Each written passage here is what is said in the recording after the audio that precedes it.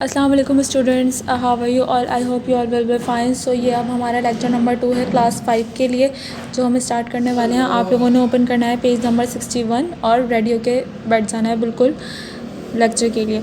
How to duplicate the text. हम सबसे पहले डुप्लीकेट टेक्स्ट को डुप्लीकेट यानी टेक्स्ट की कॉपी किस तरह करते हैं। Duplicating the text means copying. यहाँ पर ये बात लिख दी इन्होंने कि डुप्लीकेटिंग द टेक्स्ट मीन्स क्या है, कॉपी।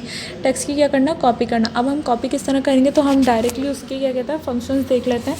सबसे पहले हमारे पास क्या है, क्लिक ऑन होम टैब। सबसे पहले आपने कहाँ करना है, होम टैब पर क्लिक करना है। क्लिपबोर्ड पर फिर कॉपी ऑप्शन पर क्लिक करना है। देखिए ये रहा, मैं आप लोगों को दिखाती हूँ।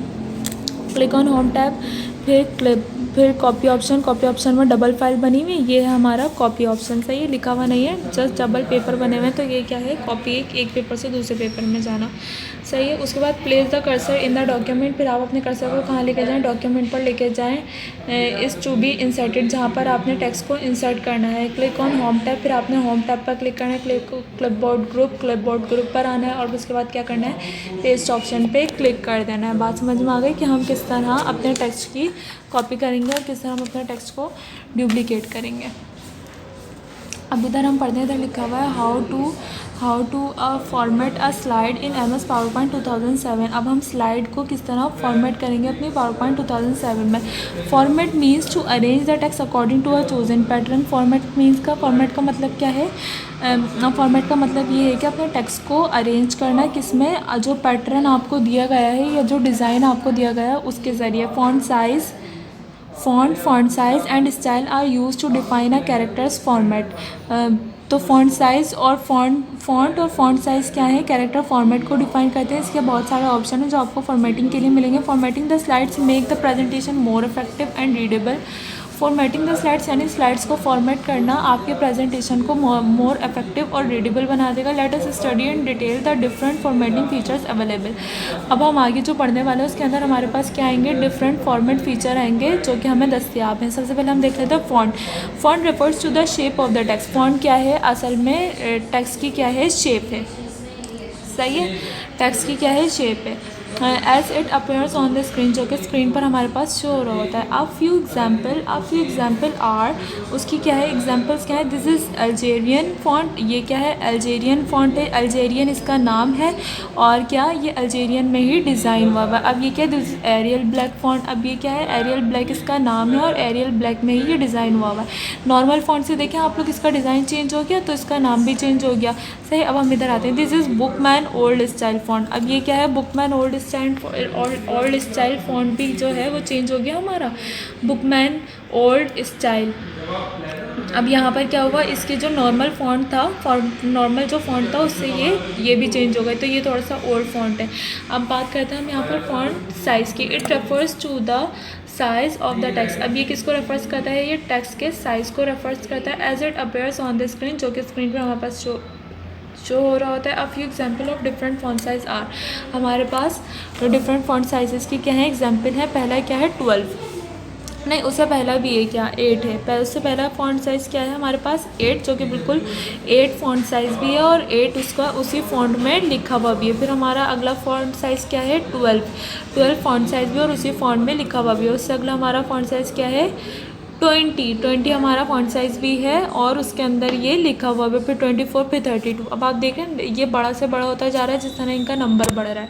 सही है, बात समझ में आ रही है। ये हमारे फॉन्ट साइज़ होते हैं और ये उन्हीं फॉन्ट साइज़ में हमारे लिखे हुए भी हैं। अब हम बात करते हैं किसकी, स्टाइल्स की। स्टाइल्स की बात हम इस तरह करेंगे, this is a various style available like bold, italic, underline. आप लोगों को अच्छी तरह पता है कि बोल्ड, इटैलिक, अंडरलाइंस क्या क्या वर्क करती हैं और MS वर्ड में जो वर्क करती थी वही वर्क ऑब्वियसली MS PowerPoint में करेंगी। सही है, तो ये हमारे स्टाइल्स हैं। हम अपने टेक्स्ट को स्टाइल किस तरह करते हैं, जब हम बोल्ड करते हैं तो हमारा टेक्स्ट क्या हो जाता है, मोटा हो जाता है। जब हम इटैलिक करते हैं तो हमारा टेक्स्ट क्या हो जाता है, क्रॉस में आ जाता है। और जब हम अंडरलाइन करते हैं तो हमारा टेक्स्ट क्या हो जाता है, अंडरलाइन हो जाता है। There are use to give an impact to the text in the presentation, और ये हमारे प्रेजेंटेशन में बहुत अच्छा इम्पैक्ट देता है। The various font styles available are discussed in table. कह रहे हैं कि जो वेरियस, जो अलग अलग टाइप के फॉन्ट स्टाइल्स हैं वो क्या हैं, इस टेबल के अंदर इन्होंने डिस्कस किए हुए हैं। हम यहाँ पर अपने ना ऑप्शंस के बारे में पढ़ेंगे। हमारा पहला ऑप्शन है bold, then italic, underline, superscript और सबस्क्रिप्ट। सही क्लास। अब हम यहाँ पर देखेंगे कि बोल्ड में क्या होगा, जो हमारा जो वो है, हमारा जो टेक्स्ट है वो डार्क हो जाएगा, बोल्ड हो जाएगा। इटैलिक में हमारा जो टेक्स्ट है वो क्रॉस हो जाएगा और थोड़ी बहुत राइटिंग स्टाइल चेंज हो जाएगा। अंडरलाइन में हमारा जो टेक्स्ट है उसके नीचे क्या आ जाएगी, अंडरलाइन आ जाएगी। सुपर स्क्रिप्ट में हमारा टेक्स्ट जो चला जाएगा, देखो इस फॉर्म में चला जाएगा, जैसे कि 5th लिखना है तो इस फॉर्म में चला जाएगा। 4 क्लास के स्टूडेंट्स को ये चीज़ 4 क्लास में आई थी, 4 क्लास के स्टूडेंट्स में पढ़ाई गई थी, सुपर स्क्रिप्ट और सब स्क्रिप्ट। सब स्क्रिप्ट अगर हम कुछ लिखना चाहते हैं तो वो इस तरह हो जाएगा, जैसे कि H2 SO4 ये फार्मूलेज वगैरह होते हैं, इसलिए हम ये मुख्तलिफ टेक्स्ट के जो टाइप्स हैं हम इसे यूज़ करते हैं। अब हम आगे आते हैं, हमारा क्या है, टेक्स्ट कलर। अब हम अपने टेक्स्ट कलर को भी चेंज कर सकते हैं। Text colour can be use to beautify a presentation. Text colour जो है बेसिकली जो हम यूज़ करते हैं वो किस लिए यूज़ करते हैं, अपनी प्रेजेंटेशन को ब्यूटिफाई करने के लिए। It is also use to lay emphasis on headings and subheadings. कह रहे हैं जो ये जो है वो यूज़ किया जाता है फेसेस को चेंज करने के लिए। हमारी जो हेडिंग्स होती हैं, अप हेडिंग और ले हेडिंग्स, यानी अंदर की हेडिंग और ऊपर की हेडिंग्स को हम अलग अलग कलर से अगर चेंज करके कर देते हैं तो वो कलर हमारे क्या हो जाते हैं, मॉडिफाई हो जाते हैं। The example given below highlights the impact that usages of text colour creates. कह रहे हैं कि जो है ना, द एग्जाम्पल जो है आपके पास गिवन बेलो, एक एग्जाम्पल आपके पास है जो मुख्तलिफ कलर्स की जो है हमने एग्जाम्पल लेकर उसे हाईलाइट्स करा हुआ है। अब वो कैसे, red and blue and mixed makes violet colour. अब रेड और ब्लू, रेड जो है वो रेड कलर में लिखा हुआ है, ब्लू जो है वो ब्लू कलर में लिखा हुआ है, वायलेट जो है वो वायलेट कलर में लिखा हुआ है। ये दोनों कलर जब हम मिक्स करते हैं तो कौन सा कलर बनता है, वायलेट कलर बनता है। बात समझ में आ रही है? इस तरह हम अपने टेक्स्ट के कलर को चेंज कर सकते हैं, मिक्स नहीं कर सकते। दैट्स वाई, क्योंकि हमारे पास वायलेट कलर का ऑप्शन पहले से मौजूद होता है, इसलिए हमें मिक्स करने की नीड नहीं है। हम जस्ट ये कलर्स यूज़ करते हैं, जैसे कि हम रेड और ब्लू कलर हम जस्ट यूज़ करेंगे। आगे हम आएंगे, आगे लिखा हुआ है you can change the font size style and colour using the font group in the home tab. कह रहे हैं कि अब आप होम टैब के अंदर फॉन्ट ग्रुप के अंदर स्टाइल और क्या कहते हैं, फ़ॉन्ट के स्टाइल और फ़ॉन्ट के साइज़ जो हैं उन्हें भी चेंज कर सकते हैं। और तो फ़ॉन्ट डायलॉग बॉक्स, फ़ॉन्ट के डायलॉग बॉक्स में अभी हमने देखा स्टाइल्स और वगैरह को किस तरह देखेंगे। अब ये फ़ॉन्ट का एक डायलॉग बॉक्स है जो ओपन करना मैं आपको कंप्यूटर पे बताऊंगी कि किस तरह ओपन किया जाता है। यहाँ देखें, ये आ गया, ये हमारे पास आ गया फ़ॉन्ट का स्टाइल कैलिब्री। पहले से कैलिब्री सेलेक्ट हुआ हुआ है, यहाँ पर ड्रॉप डाउन लिस्ट पर क्लिक करूँगी और अपने मर्ज़ी से कोई सा भी सिलेक्ट कर लूँगी। सही है।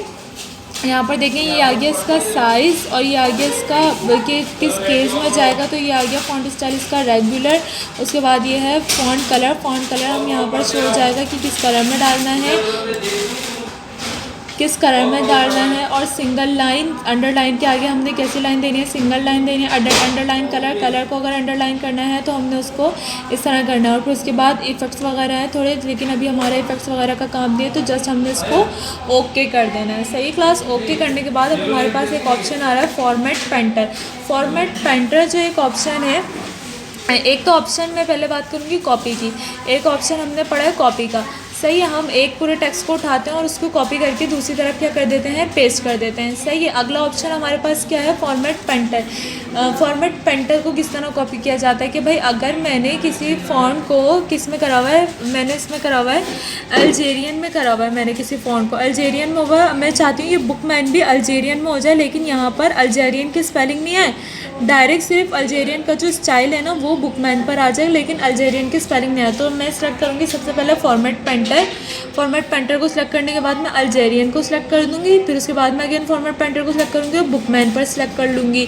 तो मेरा क्या होगा, अल्जेरियन का जो फॉर्मेट है यानी जो फॉन्ट साइज़ चेंज हो, फॉन्ट स्टाइल चेंज हुआ था वो बुकमैन पर कॉपी हो जाएगा, बट अल्जेरियन की स्पेलिंग कॉपी नहीं होगी। बात समझ में? अगर मुझे सेम टू सेम कॉपी करना है तो मैं क्या यूज़ करूँगी, मैं कॉपी फॉर्मेट यूज़ करूँगी, कॉपी टेक्स्ट यूज़ करूँगी। और अगर मुझे जस्ट फॉर्मेटिंग कॉपी करनी है तो मैं क्या यूज़ करूँगी, मैं यूज़ करूँगी फॉर्मेट पेंटर।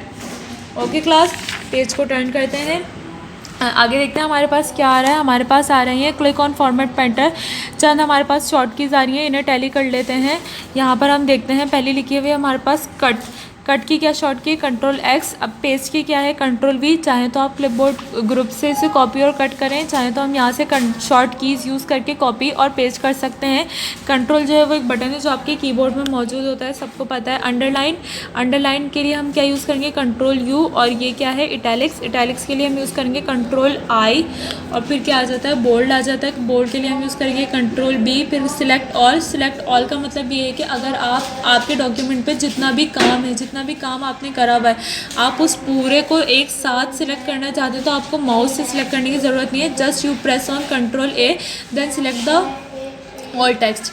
अब उसके बाद क्या है undo command, undo command control J, redo command control Y. अब अंडो का मतलब ये है कि जो चीज़ आपने गलती से आगे परफॉर्म कर दी, अब आपको वो ना चाहिए तो आप लोग फ़ौरन क्या करेंगे कंट्रोल जेड करेंगे तो वो जो गलती थी वो वापस ठीक हो जाएगी। रीडो कमांड, जो काम आपने आगे बिल्कुल करेक्ट करा था और वो गलती से आपसे डिलीट हो गया तो आप क्या करेंगे कंट्रोल वाई, तो वो काम वापस आगे आ जाएगा।